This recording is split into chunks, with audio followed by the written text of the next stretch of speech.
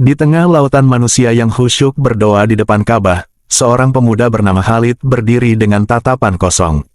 Rasa dingin yang merayap di jantungnya lebih menusuk daripada udara malam di sekitar Masjidil Haram. Reza merasa ketakutan yang belum pernah ia rasakan sebelumnya, seolah-olah sesuatu yang mengerikan akan terjadi padanya. Khalid adalah seorang pemuda berusia 28 tahun, dengan wajah tampan dan memiliki gaya hidup yang mewah seperti dambaan kebanyakan pemuda seusianya. Ia dikenal sebagai anak pengusaha sukses yang memiliki segalanya, uang, fasilitas mobil sport mewah, serta wanita adalah sesuatu yang memenuhi hari-harinya. Namun, di balik kemewahan hidupnya, Khalid adalah seorang yang tenggelam dalam dosa. Ia sering terlibat dalam pergaulan bebas dan hubungan zina dengan banyak perempuan yang dikenalinya. Dia merasa bahwa dunia adalah tempat untuk menikmati kesenangan tanpa batas termasuk menzinahi gadis-gadis yang berhasil didekatinya. Khalid memiliki seorang teman dekat bernama Farhan, yang sudah lama menasehatinya untuk berubah dan mendekatkan diri kepada Allah.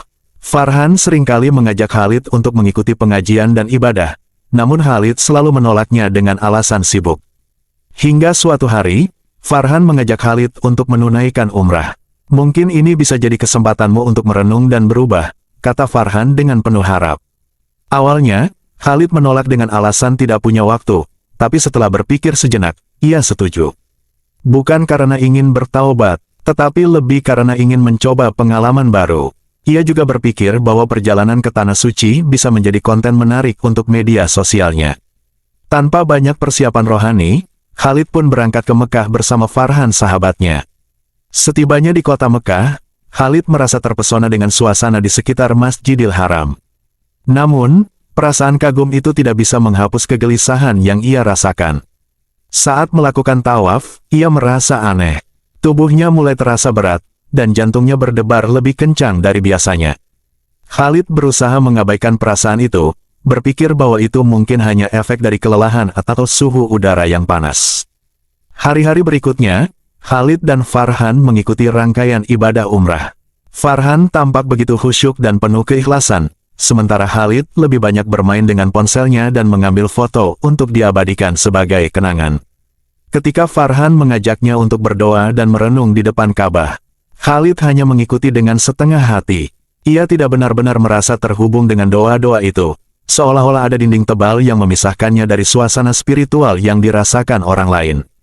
Suatu malam, ketika mereka kembali dari salat Isya, Khalid merasa tubuhnya semakin lemas. Ia merasa seperti ada beban berat yang menekan dadanya, membuatnya sulit bernapas. Khalid mulai panik dan meminta Farhan untuk membawanya kembali ke hotel. Di kamar hotel, Khalid terbaring lemah, merasa sakit yang semakin lama semakin parah. Farhan mencoba menenangkan dan menyarankannya untuk beristirahat, namun Khalid merasa ada yang tidak beres. Pada malam itu juga, Khalid mengalami mimpi yang mengerikan. Ia melihat dirinya berada di sebuah tempat yang gelap dan panas. Di sekelilingnya, ada api besar yang berkobar, membakar segala sesuatu di sekitarnya. Khalid melihat bayangan-bayangan manusia yang berteriak kesakitan, memohon ampun. Dalam mimpi itu, Khalid merasa tubuhnya ikut terbakar, dan rasa sakit yang luar biasa menjalar ke seluruh tubuhnya. Ia terbangun dengan teriakan, tubuhnya basah oleh keringat dingin. Farhan yang tidur di kamar sebelah, segera datang mendengar teriakan Khalid. "Apa yang terjadi? Kau baik-baik saja?" tanyanya dengan cemas. Khalid mencoba mengatur napasnya yang tersengal-sengal. "Aku mimpi buruk, seperti neraka," jawabnya dengan suara bergetar. Ia merasa jantungnya berdegup kencang, dan rasa takut yang tak terdefinisikan menghantuinya. Khalid mulai menceritakan mimpi yang dialaminya kepada Farhan. Farhan mendengarkan dengan serius. "Khalid, mungkin ini adalah peringatan dari Allah. Kau tahu, dosa yang kita lakukan akan selalu memiliki konsekuensi. Mungkin sudah saatnya kau bertaubat dan meminta ampun kepadanya," kata Farhan dengan lembut namun tegas. Kha merasa cemas mendengar kata-kata Farhan. Ia tahu bahwa hidupnya penuh dengan dosa, terutama hubungan zina yang selama ini ia anggap sepele. Namun, ia selalu merasa bahwa ada waktu untuk bertaubat nanti. Kini, di Tanah Suci, di tempat yang paling sakral, ia merasa bahwa waktu itu telah habis. Hari berikutnya, Khalid mencoba untuk lebih serius dalam ibadahnya. Ia mengikuti Farhan dalam salat dan doa, berusaha untuk lebih khusyuk. Namun, Setiap kali ia berdiri di depan Ka'bah, perasaan bersalah itu semakin kuat. Ia merasa tidak pantas berada di sana, di tempat yang suci, dengan dosa-dosa yang begitu besar menghantui. Pada malam terakhir mereka di Mekah, Khalid memutuskan untuk menghabiskan waktu sendirian di Masjidil Haram. Farhan sudah tertidur, sementara Khalid merasa tidak bisa tidur dengan semua pikiran yang berkecamuk di kepalanya. Ia berjalan menuju Ka'bah dan duduk di salah satu sudut masjid, memandang ke arah bangunan suci itu sambil berdoa dengan mata berkaca-kaca. Dalam hati, Khalid mulai berdoa. Ia memohon ampun kepada Allah atas semua dosa-dosanya, terutama dosa zina yang ia lakukan berulang kali. Ia merasa hatinya begitu berat, seolah-olah semua dosa itu menumpuk dan menghimpit jiwanya. Air mata mulai mengalir dari matanya, dan Khalid merasakan sesuatu yang tidak pernah ia rasakan sebelumnya, yaitu sebuah penyesalan yang amat mendalam. Saat itu, seorang pria tua dengan janggut putih berjalan mendekatinya. Pria itu mengenakan pakaian ihram dan terlihat sangat tenang. Ia duduk di samping Khalid tanpa berkata apa-apa.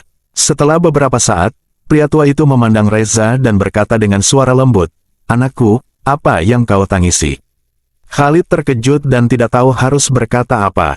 Namun, pria tua itu melanjutkan, "Allah selalu menerima taubat hambanya, bahkan jika dosa mereka setinggi gunung. Kau di sini, di tempat yang paling suci. Berdoalah dengan hati yang tulus. Allah Maha Pengampun dan Maha Penyayang." Kata-kata pria tua itu menembus hati Khalid. Ia merasa seolah-olah Tuhan sedang berbicara kepadanya melalui pria tersebut. Dengan hati yang penuh penyesalan, Khalid menundukkan kepalanya dan berdoa lebih keras lagi. Dia meminta ampun dan berjanji untuk tidak mengulangi dosa-dosanya. Ia merasa air mata terus mengalir. Namun kali ini bukan hanya karena rasa bersalah, tetapi juga karena merasa ada harapan untuk memulai kembali kehidupan yang jauh dari maksiat. Setelah beberapa saat, pria tua itu berdiri dan tersenyum kepada Khalid. "Ingatlah anakku, taubat adalah awal dari perubahan. Jangan sia-siakan kesempatan ini. Kembalilah ke jalan yang benar dan terus berdoa. Allah akan membimbingmu." Khalid mengangguk dan berterima kasih kepada pria tua itu. Pria tersebut kemudian pergi, meninggalkan Khalid yang masih terisak. Malam itu, Khalid merasa ada beban berat yang terangkat dari hatinya. Meskipun rasa bersalah itu masih ada, ia merasa bahwa Allah telah memberinya kesempatan untuk berubah. Keesokan harinya, Khalid dan Farhan bersiap untuk kembali ke tanah air.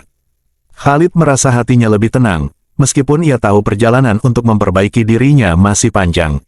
Ia bertekad untuk meninggalkan kehidupan lamanya yang penuh dosa dan memulai hidup baru dengan lebih mendekatkan diri kepada Allah. Di pesawat, Khalid menceritakan pengalamannya kepada Farhan.